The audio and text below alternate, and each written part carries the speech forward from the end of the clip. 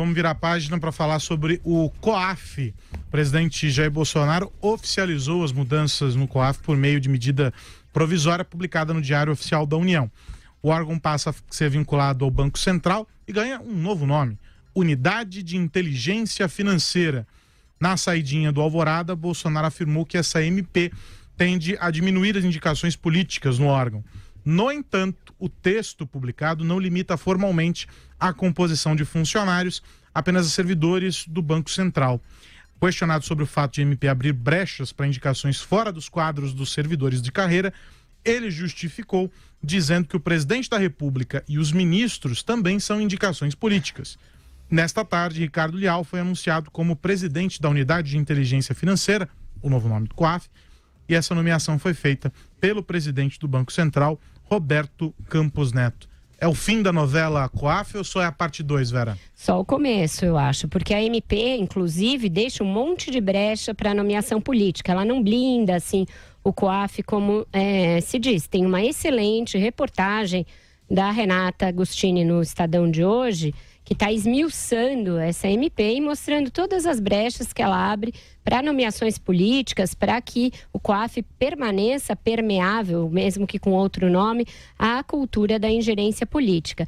E o contexto é importante para entender, né? E eu acho que até o Felipe fez um texto muito bom no site da Jovem Pan, em que ele elenca vários fatos recentes e como eles estão interligados, para mostrar que tudo faz parte de um grande contexto em que o governo Bolsonaro, eleito com a plataforma do combate à corrupção, subitamente se beneficiou de uma decisão do STF que paralisou uma investigação contra Flávio Bolsonaro e paralisou no atacado as investigações feitas a partir do COAF, e a partir daí passou a investir sem dó nem piedade contra os órgãos de controle. Então é um momento decisivo, como ele mesmo coloca no texto, para este governo. Afinal, será um governo que seguirá com a bandeira que o elegeu, a bandeira do combate à corrupção, ou vai rasgar a fantasia de uma vez e mostrar que, na verdade, estão primeiro os filhos do presidente, como ele parece apontar em cada fato do seu governo, seja para a indicação da embaixada ou até a desistência dela, e a gente vai falar disso depois, seja para subordinar todos os órgãos de controle a um controle, aí sim, estatal, para que não atinja familiares do presidente, seja nas comunicações em que ele já disse que um dos filhos mereceria até ser ministro, porque é um expert no assunto. São os assuntos de Estado subordinados à lógica da família, ou o Bolsonaro vai fazer valer as suas bandeiras de campanha nesse quesito? A subordinação pura e simples do COAF ao Banco Central não o blinda deste tipo de coisa que é anterior e que passa pela mentalidade do presidente da República. Então a gente terá de seguir atento aos próximos capítulos dessa novela, Aros. E para você, Constantino? Eu concordo, eu ia citar também o excelente texto do Felipe Moura Brasil, que vai na veia, primeiro analisa todos os fatos e depois faz uma análise, mostrando inclusive o possível elo entre esses fatos, né? E que num conjunto da obra mostram que pode ser o caso aí de um presidente que venceu na esteira toda do lavajatismo, do combate à corrupção, de repente começando a ser mais suave, para dizer o mínimo, e fazendo acordos com figuras do pântano, né, porque tem um filho numa situação complicada. Então, esse momento em que vem essas mudanças todas do COAF, né, desperta esse incômodo. E eu acho que a única postura correta aqui e responsável é o escrutínio dobrado e acompanhar os próximos capítulos dessa novela, né, para ver o que vai acontecer. Hoje o que temos em justiça e em defesa do governo, o que temos hoje foi a substituição daquele que tinha sido apontado pelo ministro Sérgio Moro, o que claramente não pega bem, porque ele havia criticado o Toffoli e tudo mais, então aumenta as suspeitas, mas entrou no seu lugar alguém que é funcionário de carreira, que estava atuando justamente nessa área de combate a esses crimes financeiros, que tem respeito dos pares e tudo mais. Então a princípio, o que temos até aqui é 6 por meia dúzia, com indícios de que a motivação pode não ser tão nobre, o que, repito, força a necessidade de ficarmos de olho porque, afinal de contas, o preço da liberdade é a eterna vigilância. E como conclui o Felipe nesse texto, e eu já vinha dizendo isso também aqui no programa, já disse antes, o Bolsonaro vai cometer um grande equívoco se ele achar que o bolsonarismo é maior do que o lava-jatismo. Não é. Unidade de Inteligência Financeira, Josias. Nome bonito, hein? Nome bonito. Essa medida provisória que transferiu o COAF para o Banco Central e rebatizou com esse nome bonito, tem 3 defeitos, a meu ver.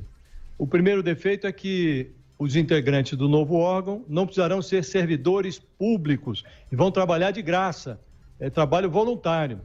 Até aqui dizia-se que o novo COAF seria integrado por gente do staff do Banco Central. Por isso, inclusive, o Roberto Leonel sairia, porque ele é da Receita, não é do Banco Central. Agora, vê-se que a história é diferente. O outro defeito é que abriu-se uma brecha para indicações políticas. Exige-se apenas que os escolhidos sejam, entre aspas, cidadãos brasileiros com reputação ilibada e reconhecidos conhecimentos. Mal comparando, isso é o mesmo tipo de exigência que se faz na indicação dos ministros do Supremo. Aí chegamos ao terceiro defeito da medida provisória. Ela foi editada nas pegadas dessa decisão do Dias Toffoli, presidente do Supremo, que suspendeu todos os processos no país que carregam dados detalhados fornecidos pelo COAF e pela Receita Federal. Essa decisão foi tomada, como já sabemos todos, a partir de um pedido de Flávio Bolsonaro. Aí chega o ponto crucial. O COAF existia há 2 décadas, ajudou a desbaratar muitas quadrilhas, entre elas a do Mensalão, a do Petrolão. Até outro dia o Bolsonaro pegava em lanças no Congresso para transferir o COAF da Economia para o Ministério da Justiça. Alegava-se que o Sérgio Moro equiparia o órgão, tornaria o órgão ainda mais eficiente do que ele já era. Agora, o governo promove essa reviravolta no COAF. De repente, a eficiência do COAF se tornou um estorvo para o Flávio Bolsonaro. Eu acho que o Bolsonaro devia resolver esse problema, não precisava nem mudar para o Banco Central, coloca logo o Flávio Bolsonaro no comando do COAF. Já mandou um filho lá para estar querendo mandar para Washington, agora bota o outro no COAF e resolve o problema. Isto é tudo uma grande disfarçatez, a meu ver. Uma disfarçatez disfarçada, com perdão do pleonasmo, de solução técnica. De técnico aí não tem nada. Hoje o Banco Central é presidido por Roberto Campos Neto, que até onde se sabe é uma pessoa séria. Amanhã pode ser outro. Então não há nenhuma segurança de que essa modificação tenha sido por motivação técnica. Ao contrário, tudo indica que foi por disfarçatez política. É tudo um grande escárnio.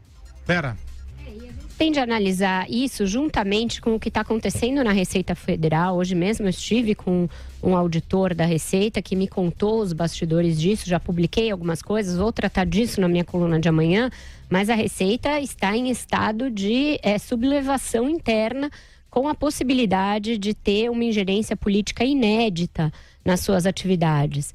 E trata-se do órgão de arrecadação, algo que já está muito deficitário no Brasil, e que você comprar uma briga com o órgão de arrecadação, minando a sua outra função, que é a de fiscalização. São 2 funções que correm em paralelo dentro do mesmo órgão.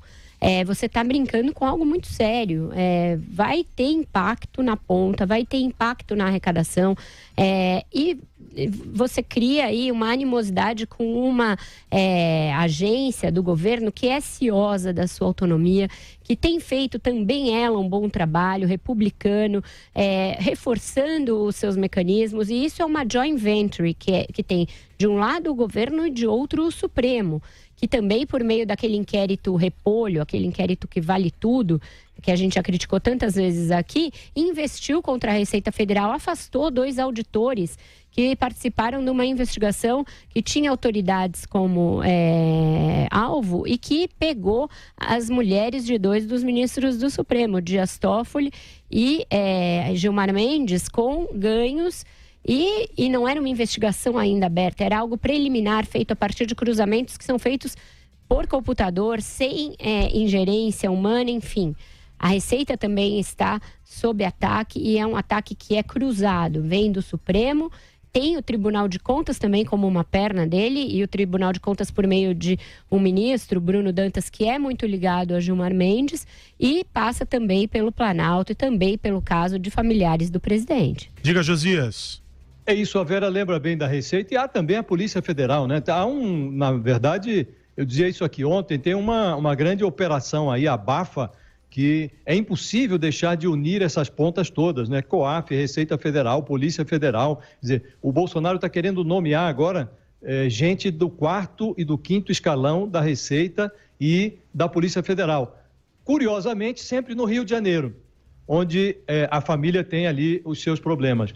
Isso tudo é uma coisa muito preocupante, porque não se esperava que tão cedo o presidente tomasse esse tipo de atitude. Ele nunca foi, sim, sempre foi ali dado a práticas esquisitas, era um integrante do baixo clero, mas se imaginava que na campanha, depois daquele discurso todo, ele viria, se redimiria desse pedaço em que envolve empreguismo nos gabinetes, rachadinha para pegar um pedaço do salário dos auxiliares, tudo isso se imaginou que fosse mudar. Agora, você querer abafar isto depois que os órgãos de controle começam a descobrir as coisas, acho que é, inclusive, ingênuo, é um movimento ingênuo, porque essas engrenagens da Receita e da Polícia, quando afrontadas, aí mesmo é que elas trabalham com eficiência redobrada. Então, o que vem pela frente é algo muito triste, muito lamentável, porque é uma deterioração do clã e uma reação, uma tentativa de reação